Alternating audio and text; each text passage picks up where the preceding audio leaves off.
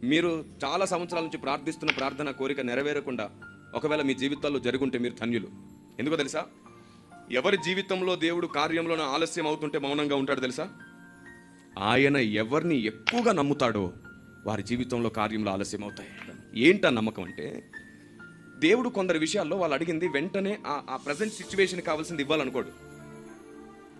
దేవుడు వాళ్ళని ఎంత నమ్ముతాడంటే, వీళ్ళైతేనే దీన్ని ఓర్చుకొని సహించి కూడా నన్ను ప్రేమించడమే కాదు, సాతాన్ని ఓడించడమే కాకుండా అందరినీ బలపరచగల శక్తి వీళ్ళకే ఉంది అని దేవుడు కొందరిని నమ్ముతాడు. వారు పలికే ప్రతి మాటకు ఆయన చెవి ఒగ్గుతాడు, వెంటనే వింటాడు. అలాంటి నీవు ఏ ప్రాబ్లమ్స్తో ఉన్నావో అలాంటి ప్రాబ్లమ్స్తోనే ఈ భూమి మీద చాలామంది ఉన్నారు, అవునా? అయితే నువ్వు అదే ప్రాబ్లం గురించి నీ కోసం చేసుకోకుండా, ఏ సమస్య అయితే ఉందో నీకు అదే సమస్యతో బాధపడుతున్న అనేకుల కొరకు ఏడువు.